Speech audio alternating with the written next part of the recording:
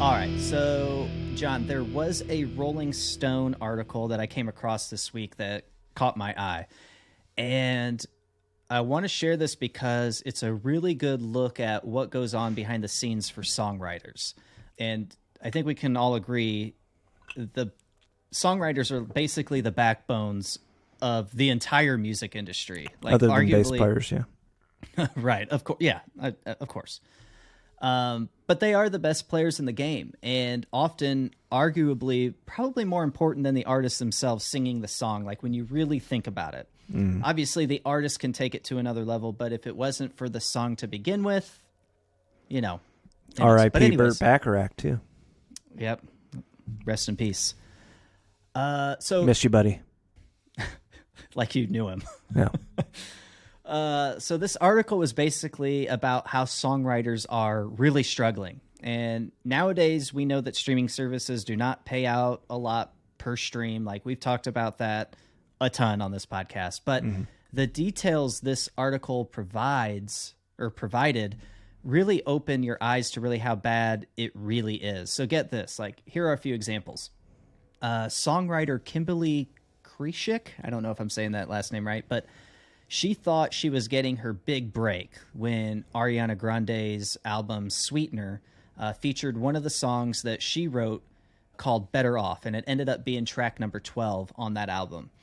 The article says the first royalty check she received for Better Off was for a total of $2,000. Nice. And over the 4 years since, an additional $16,000 has trickled in, even though she has 40% of the writing credit for the song, which is an unusually high percentage in modern pop. So yeah, usually there's about 40 songwriters. So right, exactly, especially nowadays.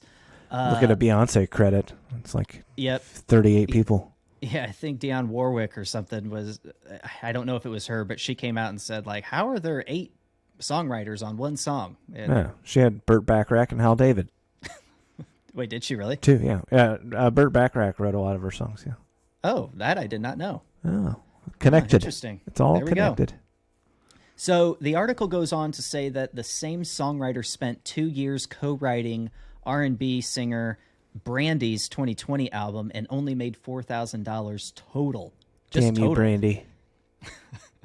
But she was also one of the co-writers on Ariana Grande's Thank You Next, and she was given a $26,000 check for that one. That was her biggest check yet. But, dude, as big as that song was, that's $26,000 isn't putting a lot of food on the table. Like, if that was your only hit for the year, $26,000 a year is nothing.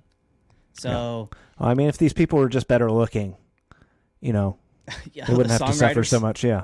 So they could be out in front of the song. Yeah. Okay. So it's all looks game right now. Yes. This is only hurting the ugly songwriter. John's hot take. Yeah. I'm not saying they're ugly. But I think you are. No. Well, what are you saying? It's inferred that they're ugly because they're not getting paid and they're not performing their own song. You're saying if they were good looking, correct, they wouldn't need to be writing songs for other people. Yeah, they'd be writing them for themselves. Yep. And then their paychecks would be bigger. So what you are saying is songwriters need to be hotter. Yeah, I mean, I think if you had like a bell curve of songwriters, they're going to be right in the, like a 5. Okay. Okay. Fair enough. Right in the middle. Not offensively ugly. Just somewhere in the middle. Just somewhere in the middle. Like, if you're walking past them on the street, you wouldn't give them a second look. No, you're not going to go, ugh. You're just going to be like, yeah, it's just normal.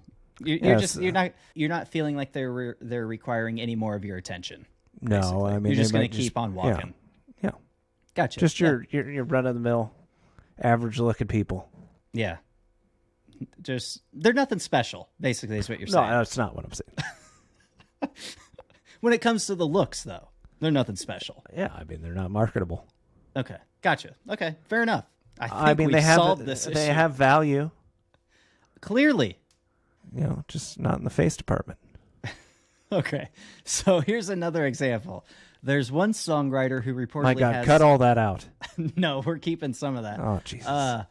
There's one songwriter who has some big songs under his belt, and his name wasn't reported in this article, but he has Unfortunately, it's a 48 waist.